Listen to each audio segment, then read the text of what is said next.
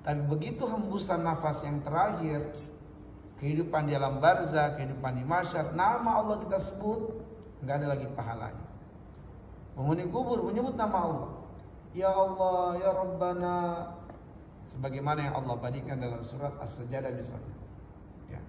Mereka berdoa, Rabbana absarna wa sami'na farji'na na'mal salihan inna mungkin.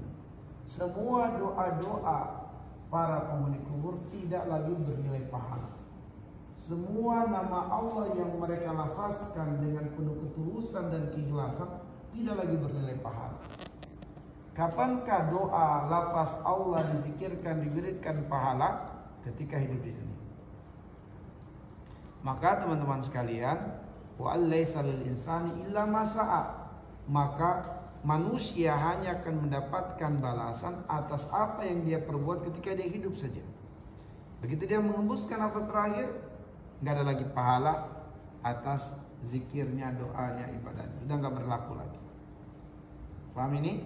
Jadi kita garis bawahi yang pertama, bahwa siapapun yang mengembuskan nafas yang terakhir, terputuslah peluangnya untuk menambah kebaikan bagi dirinya sendiri.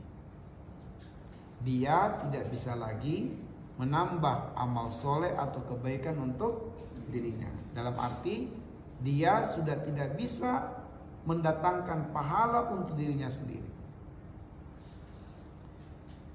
Nah, tapi teman-teman sekalian, ayat ini hanya menjadi dalil bahwa seseorang tidak bisa lagi menambah amal soleh atau pahala untuk dirinya sendiri.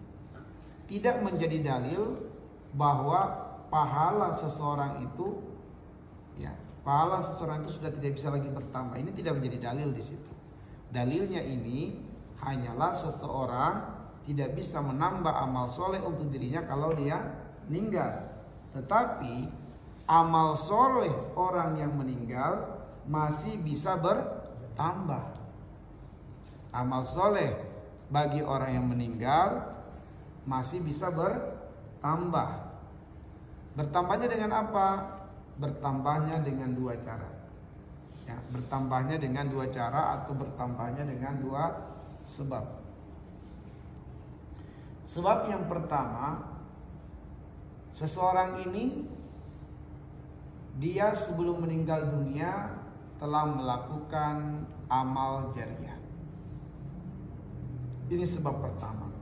Maka dengan amal jariah yang telah dikerjakan sebelum matinya, menjadikan pahalanya terus mengalir, menjadikan pahalanya terus bertambah, meskipun dia sendiri sudah tidak bisa secara zat menambah pahala untuk dirinya. Tapi amal jariahnya menjadikan pahalanya terus bertambah. Dan amal jariah itu hanya tiga. Yang pertama adalah sedekatun jariyatun. Dia memiliki sedekah jariah yang terus mengalir pahalanya. Jariah itu artinya mengalir.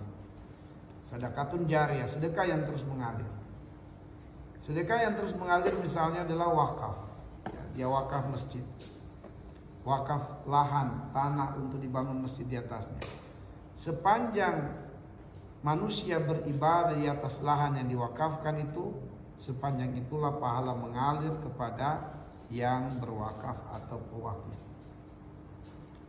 Ketika dibangun masjid di atas lahan yang diwakafkan itu, maka sebanyak orang beribadah di masjid itu, sebanyak itulah pahala mengalir kepada pewakifnya.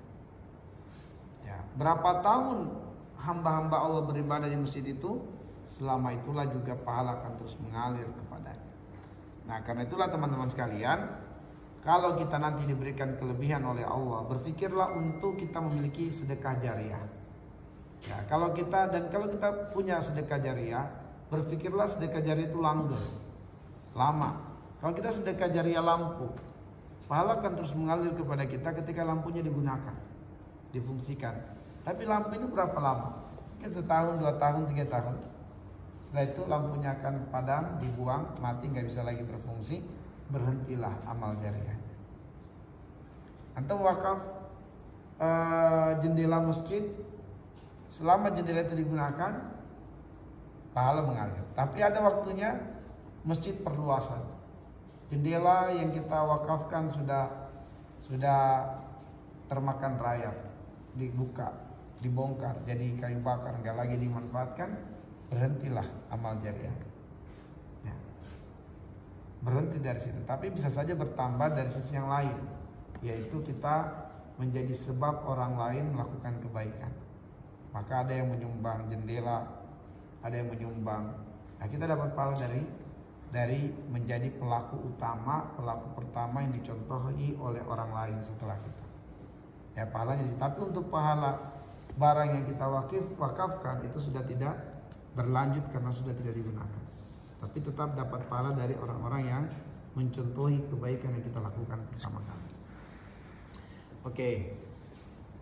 Jariah yang kedua setelah sedekah jariah adalah tarakawala dan soliha. Dia memiliki anak yang soleh. Nah, di situ walad. Walad itu bisa bermakna anak biologis dan bisa bermakna anak ideologis. Bisa bermakna anak biologis, bisa bermakna anak ideologis. Anak biologis ya anak kandung, anak ideologis peserta didik. Ya, atau mungkin anak angkat.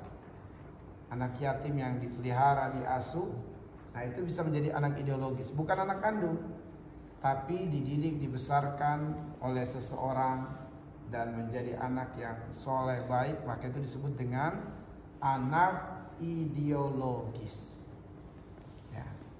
Jadi teman-teman sekalian, seseorang yang mungkin tidak punya keturunan, dia tidak terputus untuk mendapatkan peluang amal jariah dari anak yang soleh.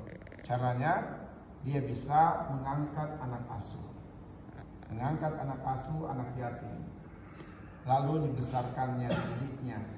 Maka itu termasuk makna anak yang soleh ketika anak itu tumbuh kesolehan. Atau juga memberikan program beasiswa secara rutin, secara intens di suatu lembaga pendidikan Islami atau mungkin di panti asuhan, sehingga akhirnya kemudian anak-anak yang diberikan beasiswa tumbuh kembang menjadi penghafal Quran. Nah, itu juga termasuk. Baik, selanjutnya iwatal iman, amal jariah yang ketiga adalah al ilmu yuntafa'u bihi, ilmu yang bermanfaat. Ya, ilmu yang bermanfaat. Antum mengajarkan ilmu kepada manusia dan ilmu itu diamalkan oleh manusia, pahala mengalir. Dan orang yang mengamalkan ilmu itu mengajarkan lagi kepada manusia, pahala lagi mengalir. Sehingga kita sudah meninggal dunia, tapi karena ilmu ini terus diajarkan, pahala terus mengalir kepada kita. Nah, inilah teman-teman sekalian, pentingnya memiliki sebab yang membuat amal soleh kita terus mengalir. Dan sebab yang pertama adalah amal jariah.